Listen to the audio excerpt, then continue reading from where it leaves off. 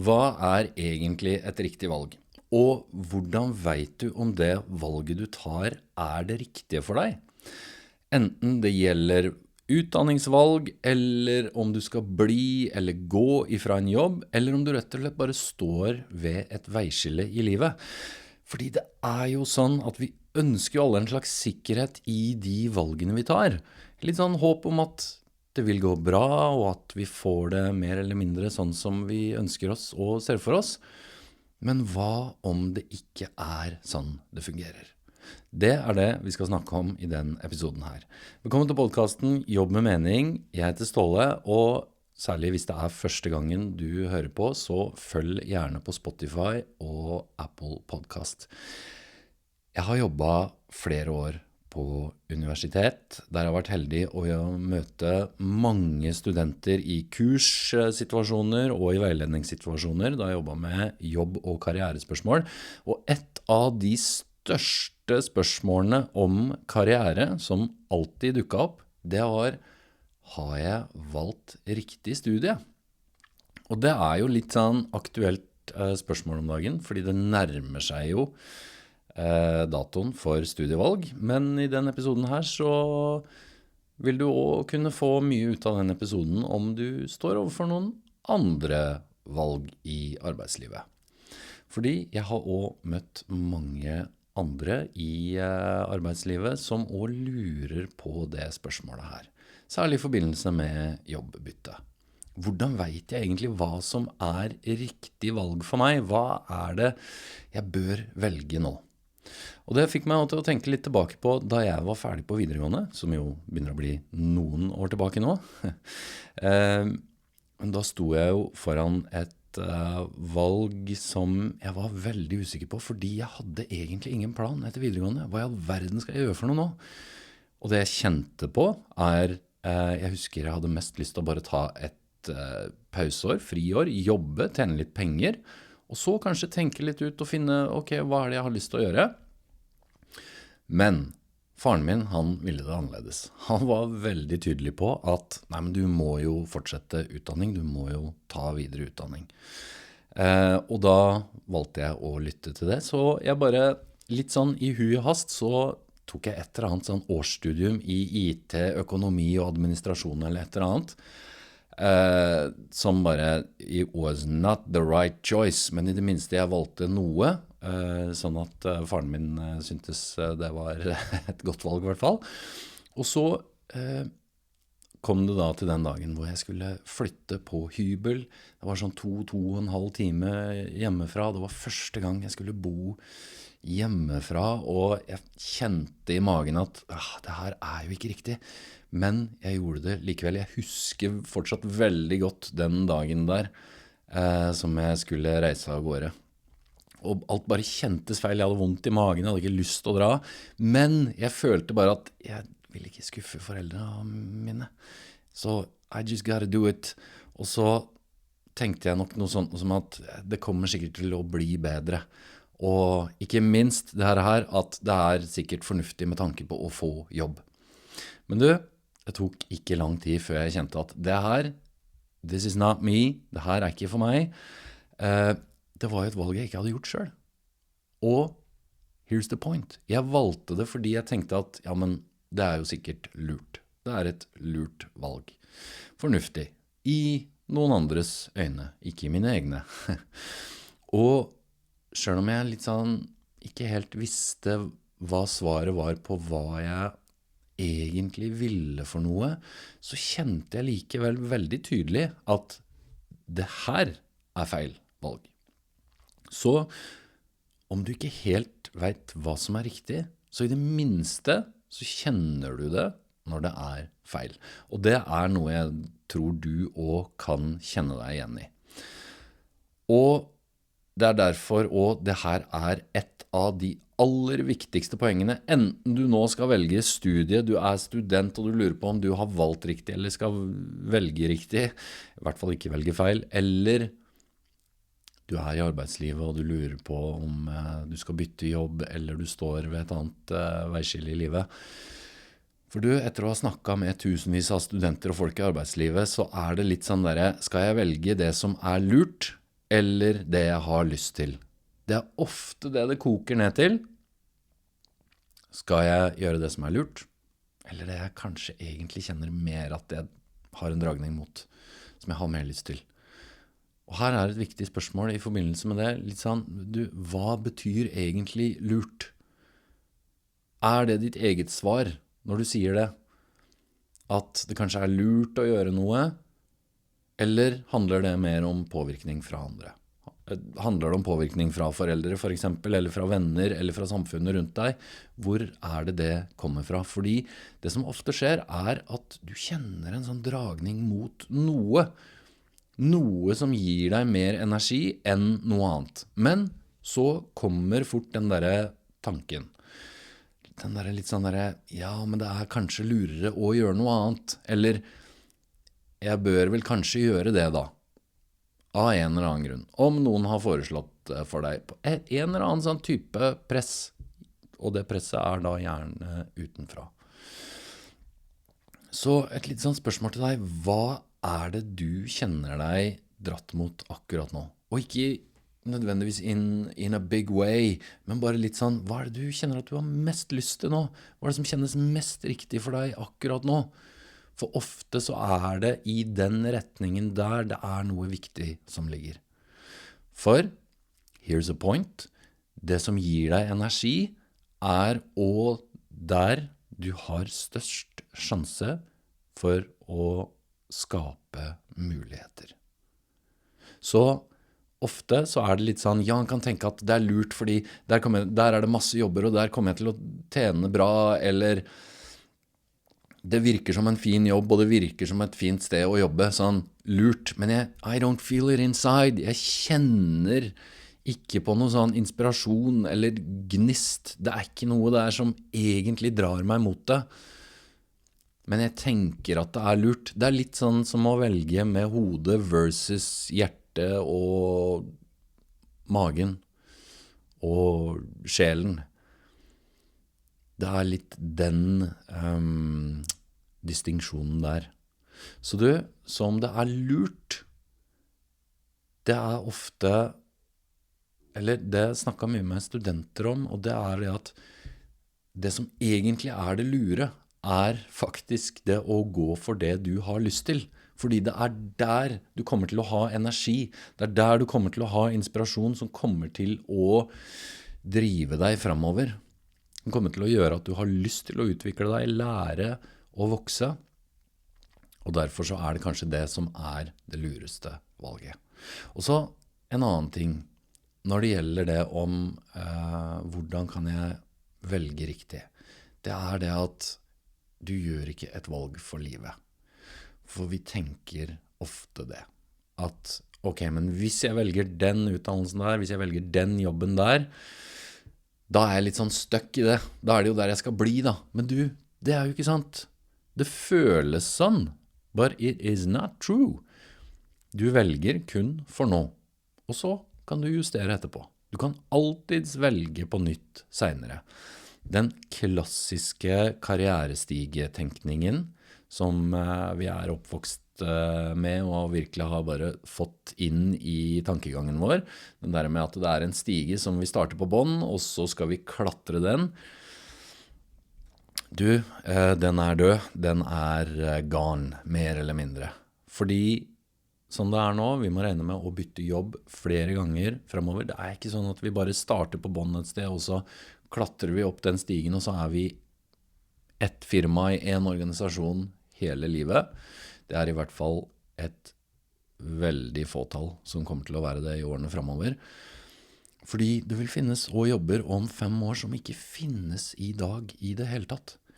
Hvis du bare tenker 5 til 10 år tilbake i tid, hvor mange jobber var det som ikke fantes da, som finnes i dag? Den utviklingen der, den går utrolig fort, og den kommer ikke til å gå noe saktere fremover. Så du gjør ikke et valg for resten av livet, og du kan alltids velge på nytt senere. Og det her noe jeg har levd selv også. Jeg har valgt utdanning på nytt, jeg har valgt jobber på nytt, jeg har byttet karrierer.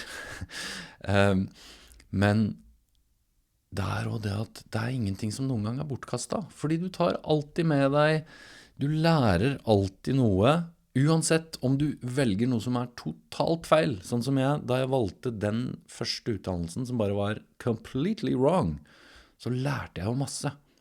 Jeg lærte verdien av å ikke gå på tvers av mine egne verdier og ønsker.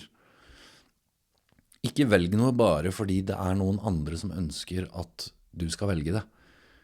Choose yourself, uansett hvor tøft det måtte være, fordi det uansett tøffere å stå i valg som du bare føler ikke ditt eget valg i det hele tatt, og som noen andre har valgt for deg. Og du, det neste poenget her, det handler om hva du gjør ut av det valget du tar. Fordi det ikke sånn at det finnes ikke ett riktig valg der ute som du bare må, som om det en sånn jungel med valg, og så det 1 av 1000 valg som du bare må leite deg fram til og finne det riktige. Det litt sånn at et valg det blir riktig for deg gjennom hva du gjør ut av det. Så det forskjellen på å velge noe og gå 100% inn for det. Du vil få så sjukt mye mer ut av det enn å gå 70-80% inn for noe annet. Så hvis du velger noe som kjennes riktig, versus noe du gjør bare fordi du tenker at det forventet av deg, eller at andre sier at det lurt, eller at du føler du burde gjøre det, you know the difference. Du kjenner det. Og det her ikke bare noe som sitter i tankene, du kjenner det i hele systemet, i hele kroppen. Og jeg kan bare si det ut ifra egen erfaring også, at jeg har jo tatt et valg senere i livet hvor jeg gikk fra noe som var veldig trygt, en veldig trygg og stabil jobb som betalte bra, som fin status, alt det der. Veldig bra sikkerhet og en tydelig vei videre. Litt sånn karrierestige lignende. Men så valgte jeg heller å gå i en annen retning. Noe som kjentes riktig for meg. Og det jo også derfor jeg sitter her og spiller inn en podcast nå. For det en viktig del av det. Men det jo også viktig å si at det ikke sånn at alt bare kjennes riktig, selv om du på riktig vei. Altså, selv om du kan gjøre noe som drømmen din, men det ikke sånn at du bare flyter på skyer. Selv om du på den veien som du kjenner riktig for deg. Fordi det ikke sånn at du bare følger det som føles riktig, og så flyter alt sammen. For du vil komme til å kjenne på tvil, og du vil fortsatt tenke på, har jeg valgt riktig, eller har jeg valgt feil? Du, det helt normalt. Men, here's the thing. Når du tviler, når den tvilen kommer, så det litt sånn som at du har en sånn kjerne i deg, som vet hva som mer riktig, og som mer feil. Som kan på en måte, du bare kjenner det i kroppen. Aristoteles, den greske filosofen, kalte det her daimon, ikke demon, men daimon, som en sånn spirit i deg, som for Aristoteles sin del sa fra når han var på feil path, når han gikk i feil retning, når han gjorde noe som ikke var riktig for han. Men du, den kjernen der, det 80% av deg. Og så har du den 20% som tviler litt, og som den støyen. Det det du kjenner på. Den 80%, det din daimon, akkurat som Aristoteles. Men de 20%, det den støyen rundt deg. Fordi noen dager så kommer du til å være inspirert, andre dager så kommer du til å være mer usikker, men du, det den støyen, det de 20%. Men hvis du i bunn og grunn kjenner på at, ja, jeg vet det her egentlig riktig, Jeg har tatt et valg, og det ikke enkelt å stå i, og jeg tviler fortsatt, men jeg kjenner noe inni meg at det her egentlig det riktige. Og at det det viktige for deg, så det som betyr noe. Men det jo motsatt. Den fungerer jo motsatt. For hvis den kjernen, den 80%, sier at du, det her helt feil, du, da det på tide å velge nytt. Som meg i mitt utdanningsvalg. Og som sagt, du, det ingenting som bortkastet om du skulle velge feil. For etter det IT og økonomi og administrasjonsstudiet så gikk jeg en helt annen retning, og jeg begynte å studere teologi, et sånn ettårig teologistudium. Bare fordi det her jeg interessert i, det her har jeg lyst til å lære mer om. Og det var egentlig bare en lite sånn forsøk, og bare for å starte et sted. Og så bare, ok, men det her likte jeg, og så utvidet jeg det til bachelor, og så etter hvert, så ble det til en master i religionshistorie. Og det mange har spurt meg om litt sånn, ok, men hva skal du gjøre med det? Skal du bli prest, eller skal du bli lærer? Og svaret der har vært litt sånn alltid, eller det var alltid, nei, ingen av delene. For jeg visste ikke. Ennå. Jeg visste ikke på det tidspunktet. Jeg vet ikke nødvendigvis nå heller. Hva jeg gjør om 5 til 10 år? Jeg har en anelse. I hvert fall hvis jeg fortsetter å følge det som jeg kjenner riktig i meg. Men du, det betydde ikke at noen av de valgene som jeg gjorde der var feil. Det ble bare en del av my path. Og det jo det som gjør at jeg i dag jobber med det jeg gjør. Og nå ser jeg jo en litt sånn klar rød tråd i det å jobbe med mennesker, og det å ha med litt det åndelige perspektivet inn i ting, som jeg liker egentlig bare å kalle det menneskelige perspektivet, inn i noe som ofte forbindes med noe litt hardt, og litt sånn kaldt og klinisk, det her arbeidslivet og karriere. Kanskje fordi det har hatt et litt sånn historisk, litt sånn maskulint preg over seg. Men så det som filosofen Søren Kierkegaard sier, altså livet må forstås baklengs, men leves forlengs. For det først når vi ser tilbake at enkelte ting også gir mening. Det da det også kan være enklere å se den røde tråden. Hvorfor et valg som du var veldig usikker på, dette her riktig, eller det feil, hva bør jeg gjøre nå? Eller at du valgte feil, men at det viste seg å være et riktig valg for deg, og et godt valg for deg likevel. Så hvordan kan du velge riktig? Hvordan vet du at du velger riktig? Du, det finnes ikke ett riktig valg. Følg det som gir deg energi nå, ikke om 10 år, ikke om 5 år. Bare, hva det du kjenner en dragning mot nå? Fordi du, det det som kommer til å gi deg flest muligheter på sikt uansett. Og så det sånn at du velger ikke for livet. Du kan alltid justere underveis. Du kan velge på nytt. Og det viktigste av det at et valg blir riktig gjennom hva du gjør ut av det. Så hvis du kjenner noen som står i et valg akkurat nå, del gjerne den episoden her med de. Og hvis du selv også kjenner at du trenger litt klarhet i hva det som riktig valg for deg nå, så kan du gå inn på meningsfulljobb.no og book en samtale med meg der.